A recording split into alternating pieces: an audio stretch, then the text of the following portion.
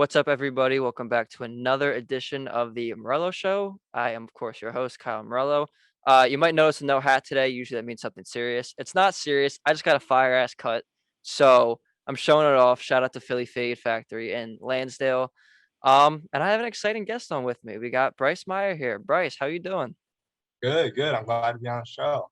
Yes, absolutely. Glad to have you. Now, this is something new that I'm doing on this episode. Usually I either do sports, music, done a couple other, social issue things. This is a fun one. So, Bryce, can you tell everyone real quick what exactly it is that you do? I like to call myself a scientist, but more on the botany side. I deal with genetics with the cannabis industry, medical cannabis and specifically. Um, Getting into it, I've always been part of a family that didn't necessarily agree with the whole medical marijuana thing, and so I knew that there was something to the plant that people just weren't understanding, and that's why I set out on the medical path rather than how there's recreational now. Well, that's cool and all. However, I'm kind of in it for the science. I want to discover some stuff. I don't want to just produce biomass for the everybody that wants that. I mean, that's great, but I want to dig into the nitty gritty, create some. Yeah, and that's just astonishing. And for those of you who don't know, Bryce is a friend of my old roommate in Grand Rapids, Gabe Miller. We love Gabe. So that's how I got to know you. And I remember you explaining it to me the one night when we were hanging out, and I was just amazed by everything you were just talking about. But I guess, first to get started, when did you realize you really wanted to get into the medical marijuana kind of, science as you called it? How old were you kind of when that started? Well, okay, so when I first knew that, hey, there might be something to this, was when I was 18. I got my medical card because I had been using medical cannabis more than I anticipated for my medical ailments. I've never been one to want to take a lot of pain meds or pills in general. And so anything more holistic is really up my alley. And so when I was 18, it really hit me that, hey, this isn't something that your friends are just getting high with. Like, this is something you can use to go about your day without hindering, having your disabilities hinder you.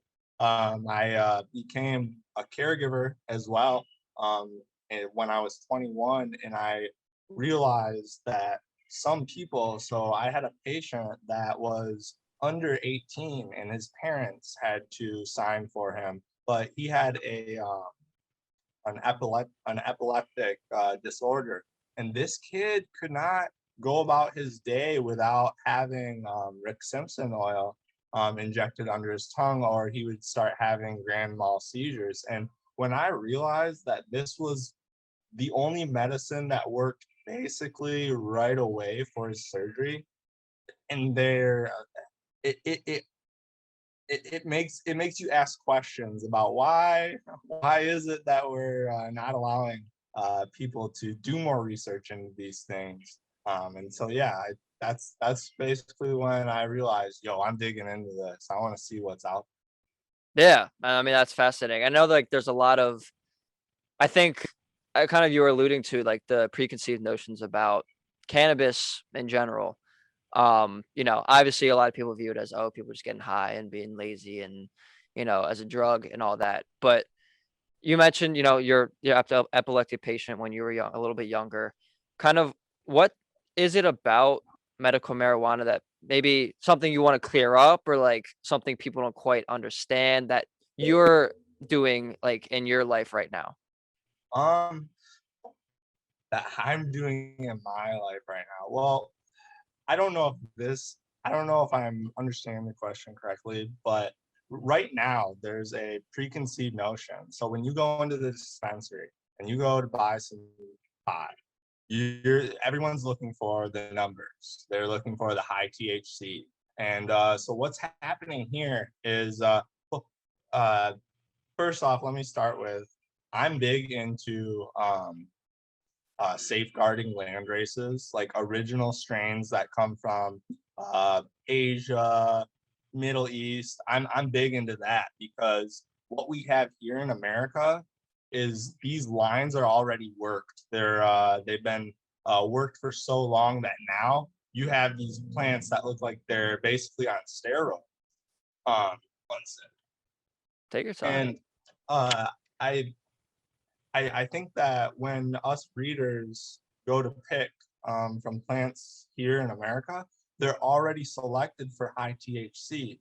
So what people don't really understand is there's much, much more to the plant than just THC. There's CBG, there's CBN, there's different components that make up, I guess, the medicinal spectrum that we experience, and that more times than not, THC doesn't really make the list for something that I'm looking to get the most of when I want to satisfy my ailment.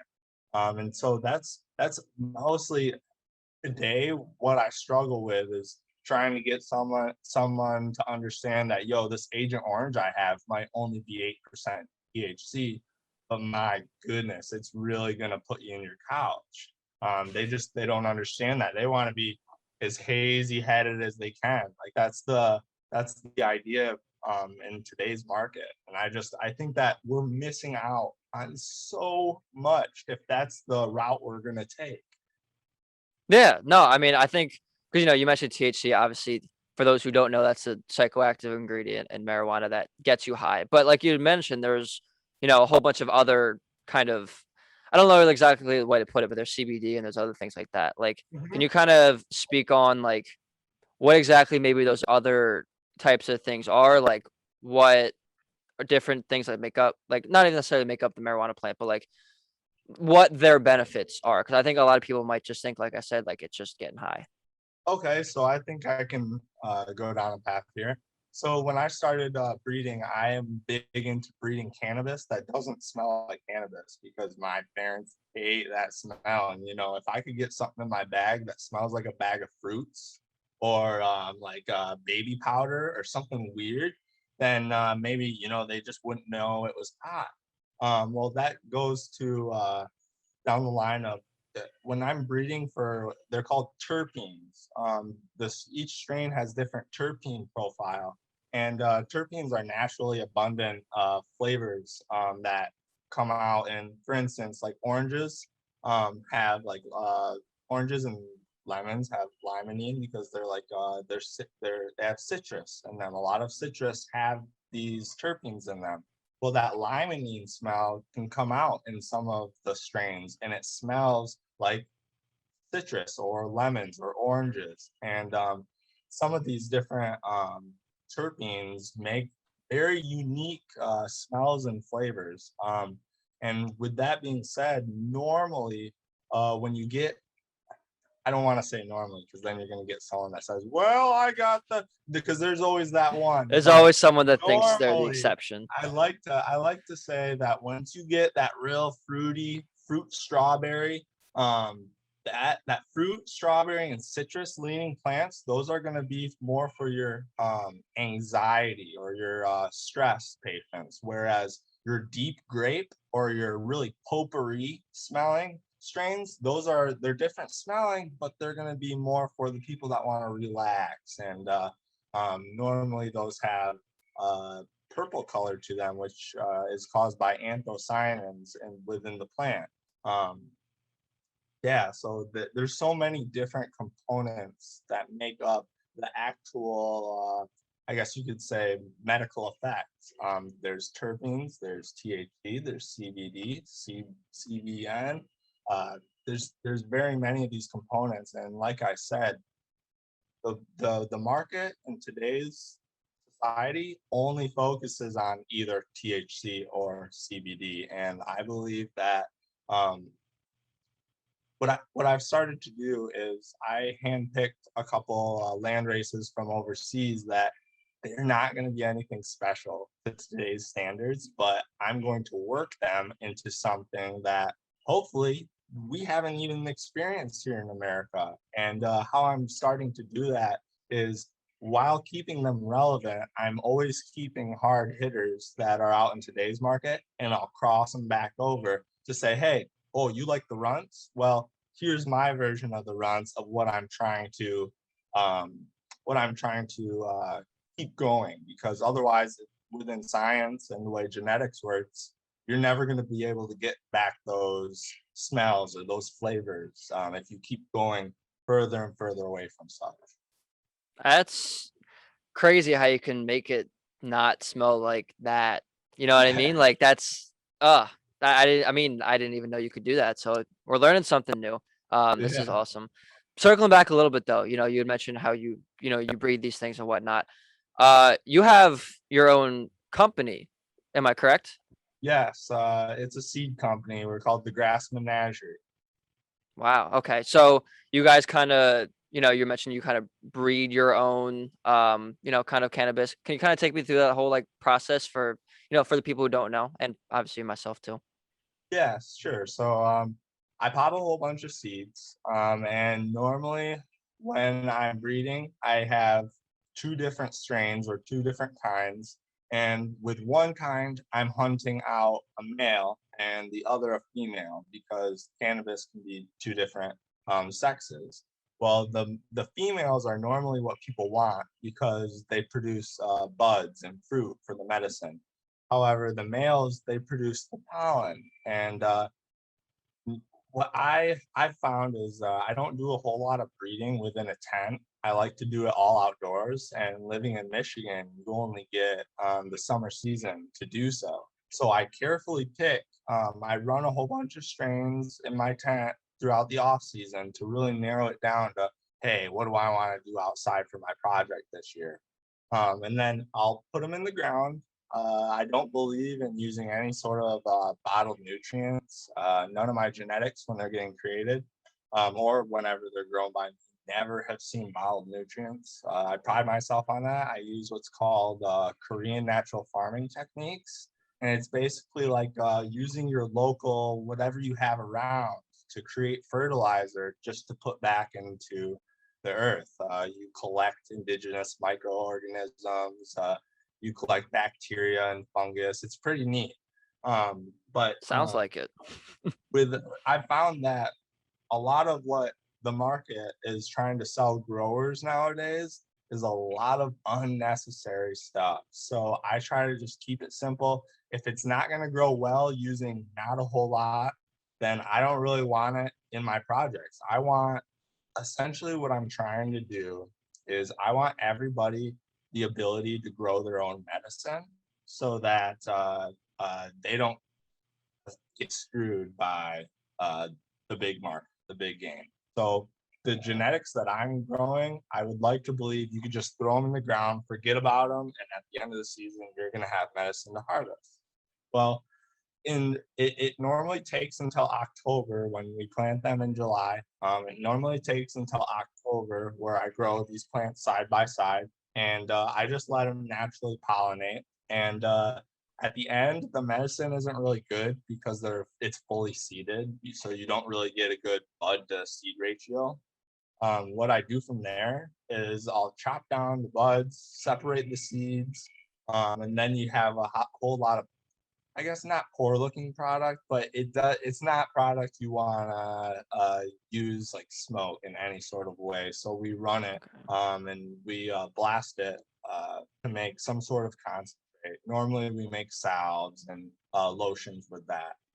So it's not all like So you're not just making flour and stuff. You're making correct. other kind Many of, different. yeah. Okay. Yes, nothing goes to waste. Good. Good. I mean, it's just such an interesting process. Like do you have like a big facility that you do all this in? Yeah, so right now, I have a good partnership worked out with a friend that I don't have to pay any utilities and I get all the space that I need.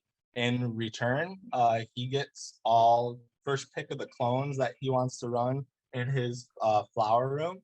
And I think that's a small price to pay for me to be doing my sort of experiments within his bedroom because um, when it comes down to it, I hear people paying hundreds of dollars for cuts like clones, And if you know anything about a mother plant, it's gonna get cleaned up and you have to cut clones at some point. I don't believe that clones should ever be that expensive. I think that 10, $20, throw them out the door. You have to cut them anyway. So for people that want to start from clone but can't afford that, that's where I like to be like, yo, you've got a couple extra clones, see how these go. I don't want to say they aren't worth much to me, but when you have a room full of plants, it is very selfish to want $100 for a plant that's a foot long. You know what I mean? Right. So yeah, we run 72 plants because we're caregivers, so we can't run any more than that. Any more than that, we would have to get recreational license, and the legal hoops and gray areas that you have to hop with the money. Oh, I'm We've tried sure. that. Oh my goodness. We got we're dry with the money part. So we're just doing our own 72 plants. And honestly, when you have a quick overturn with breeding, it's enough. It's enough. You'd be surprised what you can do with 72. It seems like a lot of plants. I mean, that's Yeah. not a small number whatsoever. Now you mentioned the clones, like you just said. When you say that, do you mean like just what, like another kind of plant of what you're already growing, like Yep. in your So facility? Yep. So let's say I have a plant that someone really likes, and I grew it out and I sold them the medicine. And they said, "Oh my goodness, well, is there any way I can grow this medicine in my backyard next summer because I loved it?" Well, in fact, they can. What happens is you cut a part of the mother plant at a node and you put it in soil. You put it in a nice environment, nice humid environment for a while to let it root. And once it roots, it's an exact copy of that mother plant. And as long as you keep that mother plant healthy, it's got infinite amount of clones that you can just keep taking off of it. Interesting. Interesting. Yeah. Okay. Well, that's I did not know that. I'm learning a lot, and I'm love this. Hard hitting question for you here though. So you are involved obviously very heavily in the medical cannabis side of things, and even though it's getting more normalized, I guess you would say around the country, there's still probably a good amount of states that don't have it legalized in any sense, whether it's medicinally or recreationally. Do you think, at least medicinally, it should be legalized federally or at least in every state? Yeah. So I mean, I'm a I don't want to go on my soapbox, but I am a firm believer that it is everybody's God-given right to have a choice, whether that choice of is in agreement upon mine or if it's in opposition of mine. I think that everyone has their own opinion. However, I think that there's just too much undeniable evidence that it can replace so much of what pharmaceuticals are doing for people. And with that being said, do I think that every place should have a medical framework? I do, but I think that it has to start with um, it has to come off the Schedule 1 substance list federally Yes. first. That it has to come off so that now maybe everywhere else it's just decriminalized. Maybe it's not medicinal, but at least decriminalized because the amount of people in jail for nonviolent crimes like this is Through the there's no roof. reason. There's no reason. Yeah. I mean, I, for one, agree. I do think that, like you said, people should have a choice whether they would like to use it as a medicine or not. But also, number two, like, especially in the case of sports, with me being a big sports fan, I can at least kind of, attest this from seeing things and reading things and whatnot. Athletes, professional athletes, college athletes, they get prescribed like painkillers and like ibuprofen, which destroys the liver and like things like that, when you could be using CBD or any other kind of medical marijuana, kind of device, I guess, for lack of a better term, that doesn't have the same kind of harm on your body. You know what I mean? Like people, because people get addicted to opioids, through, Yeah. various different medicines. Like, how much, I guess I should say it this way. Do you think we can get to that point sometime soon, at least in sports, where it's like, okay, this stuff, maybe like we're not testing for it, like, because there are some leagues that aren't already, but we encourage you to use it for your own health. Yeah, I would like I said, I would like to believe so, but in order for that to happen, it's got to come off Schedule One, so that then athletes aren't afraid to even admit it. Because at this point, if you even admit it, you're asking for a whole world of questions. I don't care if they think it's right or not. Putting them into that situation, it's a whole nother game for them. For me to go out there and say, "Oh, I believe in medical cannabis," it's different for someone like Shaq to go out there and say medical cannabis is the way to go. Like, Or even like an active player, like if LeBron, you know. yes, yes, and I mean, it, also that may be what it takes. That may be what pushes it over when someone sees, whoa, he's finally just speaking up. Why don't I do that? Why don't I join the game? That may be what it takes. No, exactly. And you definitely see, I think, more athletes now than ever trying to get into the cannabis space, at least because they know the benefits of it for, their own health or their peers' health. Um, but I just think, we're not. I think like, you're right. I think we need like a big, notable current athlete because I think there's a lot of past athletes that have gotten there. But Well, didn't something just happen in the Olympics? yes. So, I don't know if you are too informed about it or my viewers, but yes. So Sha'Carri Richardson, who was running the 100-meter on the women's side, fastest lady in the world, at least in No doubt, America. I'm no sorry. doubt. Um, she tested positive for weed about a week or so after the U.S. trials, probably a few weeks before the Olympics. And her reasoning was she was stressed out because her biological mother had just passed away. So, she went home to Oregon, which is legal there, and she smoked, and they tested her for it, and they banned her from the 100-meter. And they were kind of still uneven about the four by 100, the relay. But they ended up leaving her off the team for that. I think that was an American decision, like the U.S. team. So yeah, like that's the part where it's like it's legal in Oregon where she did it. She knows she did it. Obviously, she took responsibility for it. She went on all the news shows and said, this was me. I take full responsibility. However, I also personally, this is me talking. I think it's dumb that the Olympic Committee is still testing for these things in 2021. It's not like it's 1965 where that could be very frowned upon. You know what I mean? Right. And something that I always question, it may be just the ignorance still of some people, but it's not like steroids where it's an enhancing drug, is it? Like, Exactly. No. like I've always, in my head at least, I'm like, this isn't enhancing their ability. If Like, anything, for a sprinter like Sha'Carri Richardson that's gonna make her abilities worse. It affects your lungs. You know what I mean? Like right. smoking goes to your lungs. Yeah, yeah. You can't be a fool to think that doesn't do any damage. Yeah, yeah. I mean, it does. It absolutely does. Of course, yeah. So Yep. if she's running, world class 100-meter times, like 10.1 or 10.2, whatever it was that she ran, and she's getting booted Right.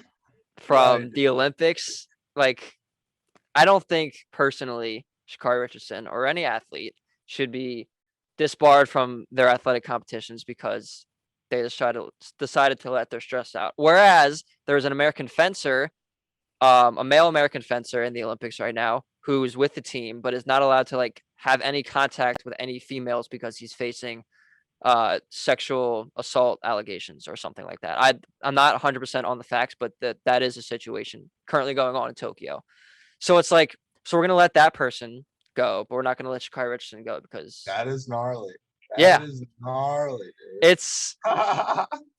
it just doesn't make any sense. So yeah, I mean, I definitely agree. I think in sports and I think in society, I think people need to relax a little bit on some of the old school kind of narratives that they had because now there's more research and there's more findings on how beneficial that cannabis can be. You know what I mean?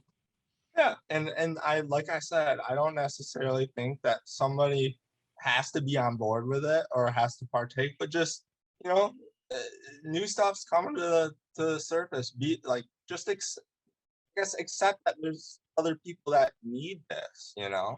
Yes, it's not the same for everybody. It's not a blanket statement. So I don't think laws and rules and competition should reflect that. But that's just me. What do I know? I don't know. Just a nobody. Just a nobody with a podcast that's now 17 episodes deep. Whatever. Um, 17. 17. Hey, we're getting there.